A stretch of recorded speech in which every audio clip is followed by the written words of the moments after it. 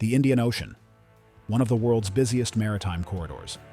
Thousands of cargo ships, oil tankers, and container vessels traverse these waters annually, carrying goods that fuel global commerce, energy that powers nations, and supplies that sustain billions. But beneath the surface of legitimate trade flows something darker. Pirates who have evolved beyond simple ship robbery into sophisticated criminal enterprises. Organizations that don't just steal cargo, they steal people, and hold them for ransom in conditions that defy human dignity. This is the story of a piracy network that terrorized the shipping lanes off East Africa for years. A network that held over 300 crew members hostage, extracting tens of millions in ransom while the world struggled to respond.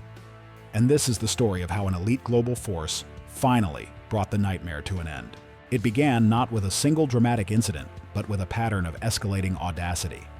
Somali piracy had plagued the region for years, but traditional operations followed a predictable model. Hijack a vessel, demand ransom, release ship and crew within weeks. The business was brutal but brief. Then something changed. Starting 3 years ago, ships began disappearing for months instead of weeks. Crews vanished into a void of silence. Ransom demands stretched from hundreds of thousands to millions. And shipping companies discovered that paying ransoms no longer guaranteed safe return.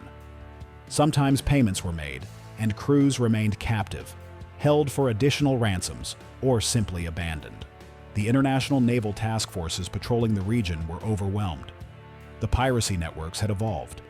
They operated from land bases in lawless coastal regions. They used motherships to extend their operational range hundreds of miles offshore. They employed sophisticated intelligence to identify high-value targets. And they had established an entire infrastructure for holding hostages, not for days or weeks, but for months or years.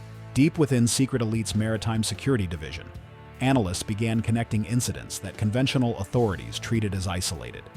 Over 36 months, 47 vessels had been hijacked in the waters off Somalia, Kenya, and Tanzania. Insurance companies had paid an estimated $280 million in ransoms. But the most disturbing detail was buried in crew debriefing reports from successful releases. The pirates weren't operating as independent groups. They were part of a coordinated network. The network structure was sophisticated beyond traditional piracy.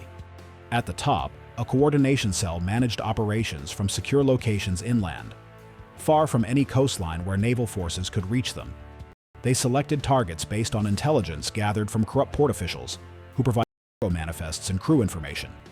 They coordinated attack timing to maximize success rates and minimize interference from naval patrols. And they managed a complex hostage-holding infrastructure that could sustain hundreds of captives simultaneously. Below the coordination level, specialized units handled specific functions. Maritime attack teams, composed of experienced pirates with fast attack boats and heavy weapons, executed the hijackings. Navigation teams piloted captured vessels to hidden anchorages along thousands of miles of coastline. Guard forces managed hostage detention facilities. Negotiation teams handled ransom demands and payments.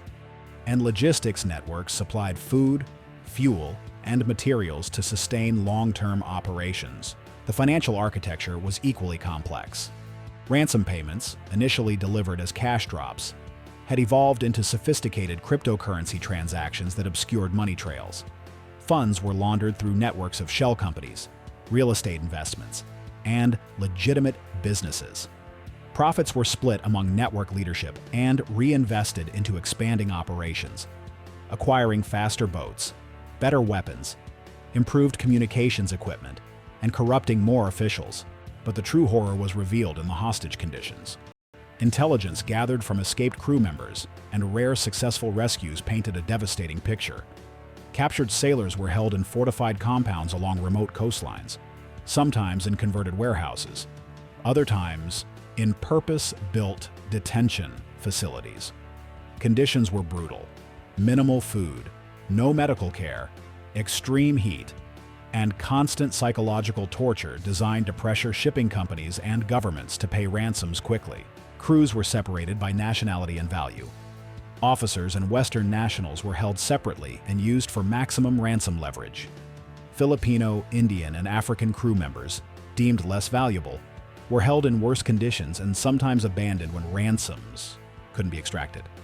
The network had industrialized human suffering, calculating the precise amount of cruelty needed to maximize profit, while keeping hostages alive enough to remain valuable. The human cost was staggering. Intelligence analysis suggested that over 3 years, 327 crew members had been held hostage by the network. Average captivity duration was 7 months. Some were released after ransom payment. Others remained in detention for over 2 years. And tragically, at least 43 crew members had died in captivity, from illness, malnutrition, or in several documented cases, execution when ransoms weren't paid quickly enough. Traditional counter-piracy efforts were failing. Naval patrols could prevent some attacks, but they couldn't reach the land-based infrastructure. Armed security teams on ships reduced successful hijackings, but the network adapted by increasing attack frequency, accepting higher failure rates while still maintaining profitability through successful operations. And international law created jurisdictional nightmares. Who had authority to raid coastal facilities in failed states where no effective government existed? This was where secret elites' unique capabilities became critical.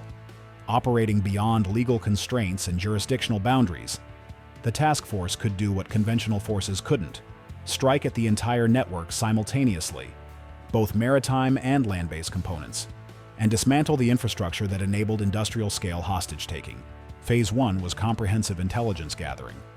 The task force deployed human intelligence assets into Somali coastal communities, posing as fishermen, traders, and migrant workers. Electronic surveillance mapped communication networks. Satellite imagery identified potential detention facilities. And financial analysts traced ransom payment flows through complex laundering operations. Over 6 months, a complete operational picture emerged. The network controlled 11 major detention facilities along 2,000 miles of coastline. They operated from a central coordination hub in an inland city, far from any military reach. They maintained a fleet of motherships that served as mobile bases for attack teams. And they had corrupted dozens of port officials, Coast Guard personnel, and local administrators who provided intelligence and protection. The breakthrough came from an unlikely source. A mid-level negotiator, responsible for handling ransom communications with shipping companies, became disillusioned after witnessing the execution of 3 Filipino whose company refused to pay additional ransoms. He made contact with international authorities and provided detailed information about detention facilities, guard rotations, and upcoming hijacking operations. His intelligence was verified through cross-reference with surveillance data. Everything matched. The task force now had an insider willing to cooperate and real-time operational intelligence. But they also had a moral imperative. Over 170 crew members were currently being held in detention facilities. Every day of delay meant continued suffering and risk of execution. Secret Elite made the decision. They would execute a massive coordinated operation, simultaneous strikes on all 11 detention facilities, raids on the coordination hub, interception of motherships at sea, and arrests of corrupt officials who enabled the network. It would be the largest counter-piracy operation in modern history. The planning phase was extraordinarily complex. Some facilities were accessible only by sea. Others required overland approaches through hostile territory. Some were lightly guarded. Others were fortified positions with heavy weapons and prepared defenses. Each location required customized tactical approaches. The task force assembled over 400 elite operators, including naval special forces, hostage rescue specialists, maritime interdiction teams, and medical personnel trained in treating malnourished and traumatized hostages.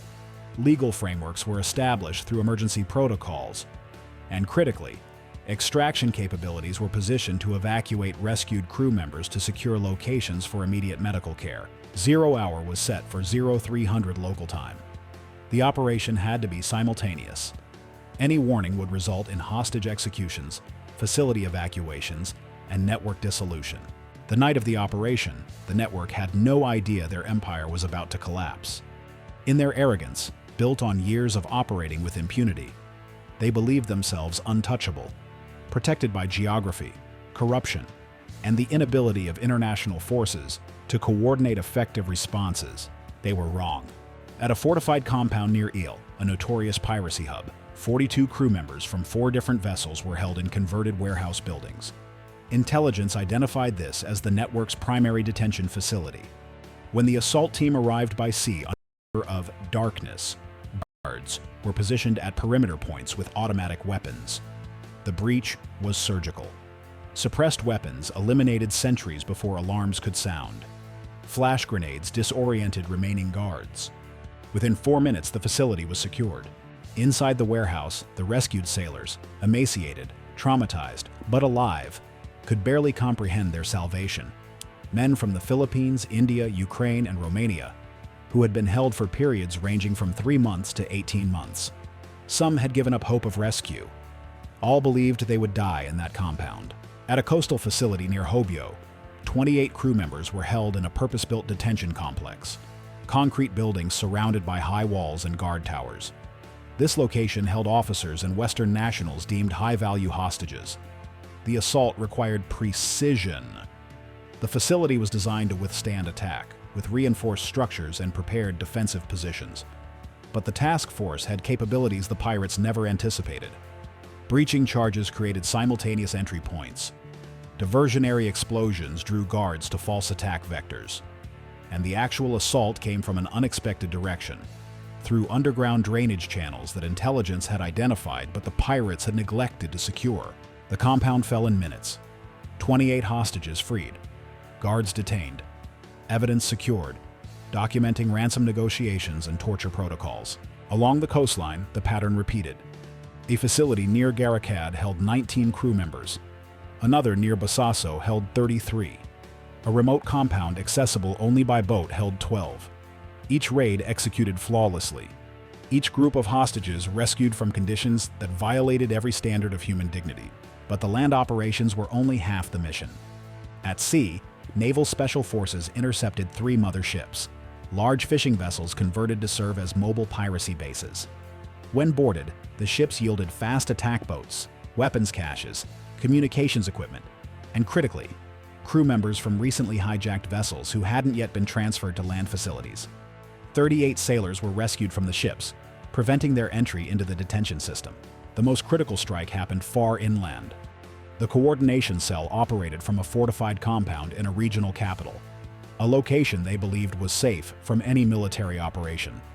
They managed the entire network from this hub: target selection, attack coordination, hostage management, ransom negotiations, and financial operations. The assault was complex. The compound was in an urban area with civilian proximity. Guards were heavily armed and prepared for potential attack from rival criminal groups. But the task force had planned meticulously. Local power was cut. Communications were jammed. Diversionary operations drew police and military away from the target area. And the breach team entered from multiple vectors simultaneously. Inside, 5 network leaders, the architects of 3 years of maritime terror, were detained along with complete operational records. Computers contained target lists, hijacking schedules, detention facility locations, financial accounts, and ransom payment records.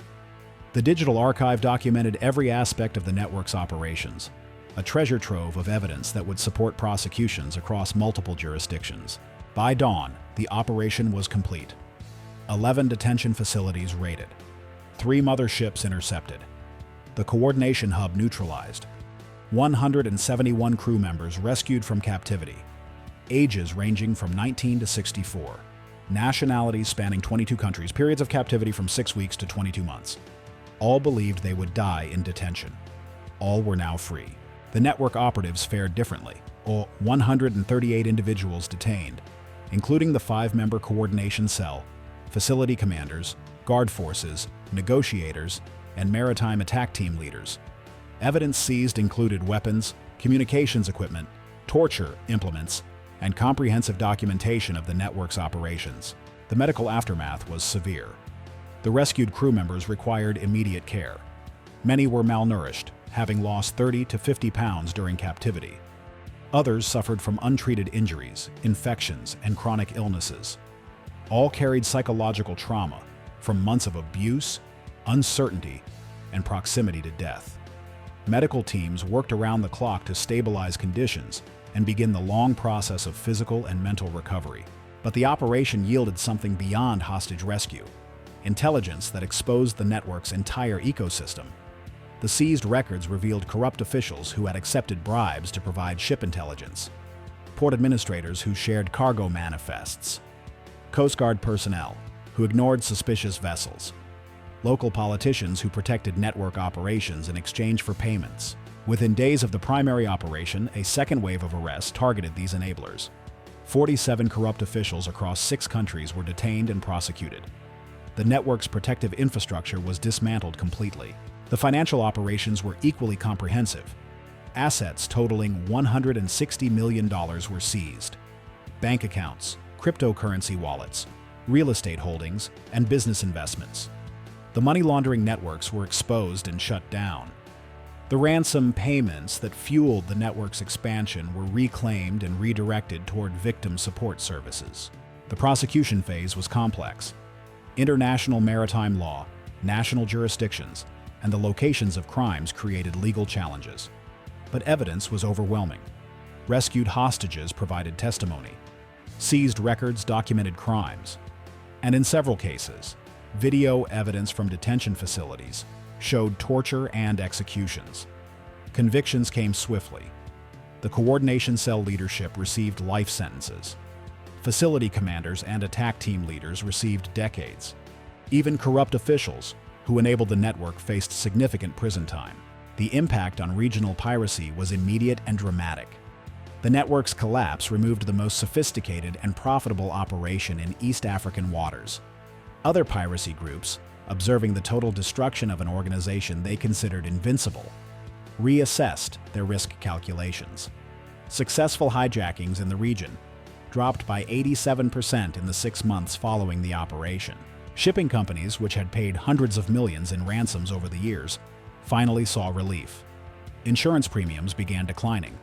Ships could route through the region with reduced security measures. The economic impact of the network's elimination was measured in billions.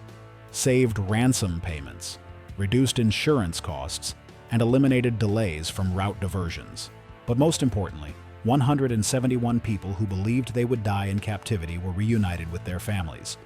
Sailors from the Philippines embraced children they hadn't seen in over a year. Indian crew members returned to villages that had held memorial services, believing them dead. Ukrainian officers reconnected with families that had exhausted resources trying to secure their release. The world knew minimal details. Governments released statements about successful counter-piracy operations. Media covered rescued hostages but omitted the full scope. The systematic torture, the execution threats, the industrial-scale hostage infrastructure, and the coordinated strikes across thousands of miles that made the rescue possible. This is the burden of secret elite. They operate in silence because the full truth would expose operational capabilities and methods. They carry knowledge that most people will never bear. The horror of what happens in detention facilities, the calculations that criminal networks make about human value, and the thin line between rescue and tragedy. But they also carry something else. The knowledge that 171 people who should have died in coastal compounds are home with their families. That a network responsible for 327 hostage takings has been destroyed. That the waters off East Africa are safer than they've been in years. The ocean continues its eternal rhythms. Ships traverse the Indian Ocean carrying cargo and crew. Sailors work their routes, providing the maritime commerce that connects the world. And they do so with marginally less fear, because the most dangerous piracy network in modern history was obliterated in a single coordinated operation. This is what secret elite does. They face maritime nightmares that conventional forces cannot resolve. They rescue hostages from situations that seem impossible. They dismantle criminal empires that operate beyond the reach of traditional law enforcement. The operation is closed. The hostages are home. The network is destroyed. But the mission continues. Because somewhere in the world's oceans, another criminal organization is forming. Another crew will face hijacking. Another nightmare will emerge from lawless waters. And when that moment comes, the response will be the same. Silent, coordinated, devastating. Not on our watch. Not while we breathe. Not ever.